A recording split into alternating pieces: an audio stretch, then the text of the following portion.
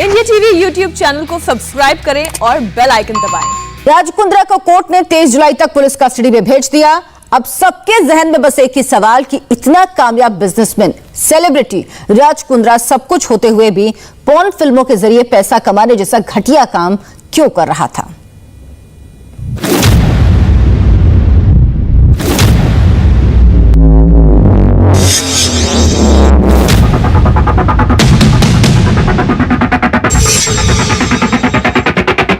24 घंटे में ही शिल्पा शेट्टी के पति राज कुंद्रा की पहचान बदल गई है। शिल्पा शेट्टी के पति राज कुंद्रा पर पहले एडल्ट फिल्मों का रैकेट चलाने का आरोप लगा, फिर सामने आया कि राज कुंद्रा इस कारोबार से एक दिन में लाखों रुपए कमाते हैं। अब पता चला है कि इस वक्त देश में पॉर्न फिल्मों के करीब 100 OTT प्लेटफॉर्म एक्टिव हैं। इनमें से 50 प्लेटफॉर्म सीधे तौर पर राज कुंद्रा से जुड़े थे। अब पुलिस के सामने राज के कई रहस्यों को सुलझाना है। सवाल है, राज कुंद्रा कितने OTT प्लेटफॉर्म के जरिए पॉर्न कारोबार करते थे? पॉर्न फिल्मों के जरिए राज कुंद्रा की कमाई कितनी थी? राज कुंद्रा की कंपनी के खाते में काफी फॉरेन करेंसी भी मिली है, इसलिए जांच हो रही है कि क्या हवाला के जरिए भी फिल्मों में पैसा लगाए जाते थे। पॉर्न फिल्मों में काम करने वाली लड़कियों के सिलेक्शन में राज कुंद्रा का क्या रोल होता था? क्या राज कुंद्रा खुद लड़कियों के ऑडिशन लेते थे? इन सवालों का जवाब इसलिए जरूरी है क्योंकि आरोप है कि राज कुंद्रा खुद लड़कियों के ऑडिशन लेते थे और फिल्मों की शूटिंग के दौरान भी मौजूद रहते थे। राज कुंद्रा पर शिकंजा कसने की शुरुआत कुछ मॉडल और स्ट्रगलिंग एक्ट्रेस की शिकायत पर हुई थी, जिनके मुताबिक राज कुंद्रा लड़कियों के ऑडिशन लेते थे।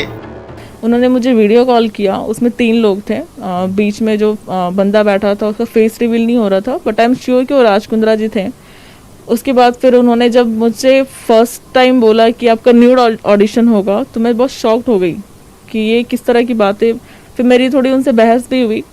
उन्होंने कहा कि देखिए सागरिका, बात ऐसी है कि आप बहुत बड़े लोगों के साथ काम करने वाली हैं, आपको बहुत बड़ा हाइप मिलेगा, बहुत टॉप पे जा सकते हैं आप बहुत कम टाइम में बहुत अच्छा अर्न कर सकती हैं। तो वो मुझे इस तरह का झांसा, इस तरह का लालच मुझे दे रहे थे। अब आप समझिए कि राज कुंद्रा का पॉर्न नेटवर्क कैसे काम करता था, क्योंकि इंडिया में 2018 से ही सरकार ने पॉर्न वेबसाइट और पॉर्न कंटेंट पर सख्ती कर रखी है। पॉर्न फिल्मों की शूटिंग मुंबई में होती थी। यह शूटिंग मड आइलैंड में बने बंगलों में चोरी छुपे की जाती थी। शूटिंग के बाद ब्रिटेन में रजिस्टर्ड कंपनी कैनरिन को यह फिल्में भेजी जाती थी।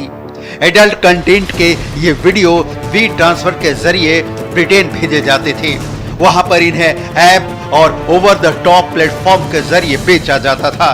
आरोप है कि इसी बंगले के अंदर अश्लील फिल्मों की शूटिंग की जाती थी। क्राइम ब्रांच सूत्रों के मुताबिक इस बंगले को किराए पर लिया जाता था। प्रतिदिन किराया करीब 15 से 20 हज़ार रुपये होता था और शूटिंग के पहले इस बंगले के जो कर्मचारी हैं, मालिक है, उन्हें बाहर जाने के लिए कहा जाता था और शूटिंग के ठीक पहले इस बंगले को चारों तरफ से एक नीले पर्दे से कवर कर दिया जाता था, ताकि बाहर से गुजरने वाले लोगों को यह पता न चल सके कि अंदर किन फिल्मों की शूटिंग हो रही है। यहाँ पर जो लड़कियाँ लाई जाती थी, उन्होंने पुलिस को बयान दिया है कि शूटिंग के पहले उनसे एक कॉन्ट्रैक्ट साइन किया जाता था। कॉन्ट्रैक्ट साइन करने के बाद उन्हें जो है अश्लील फिल्मों की शूटिंग करने के लिए दबाव डाला जाता था। मुंबई पुलिस इसी बंगले से होते हुए राज कुंद्रा के पॉर्न नेटवर्क तक पहुंची थी। फरवरी में पुलिस ने इस बंगले से 5 लोगों को पकड़ा था। एक अभिनेत्री गहना वशिष्ठ थी और दूसरा उमेश कामत था, जो राज कुंद्रा के लिए काम करता था। आरोप है कि उमेश कामत और गहना वशिष्ठ पॉर्न फिल्मों के प्रोड्यूसर डायरेक्टर थे। दोनों एडल्ट फिल्मों की कहानियां लिखकर उन्हें इस रैकेट से जुड़े दूसरे लोगों को मेल पर भेजते थे। इस ईमेल की एक कॉपी राज कुंद्रा को भी मार्क की जाती थी। इंडिया में बनी ये फिल्में ब्रिटेन में फिल्म मेकिंग के लिए रजिस्टर्ड कंपनी कैनरिन को बेची जाती थी। कभी राज कुंद्रा कैनरिन के मालिक हुआ करते थे, लेकिन वो अब ये दावा कर रहे हैं कि उन्होंने कैनरिन कंपनी को प्रदीप बख्शी नाम के शख्स को बेच दिया था। नमस्ते, मैं हूं मीनाक्षी जोशी।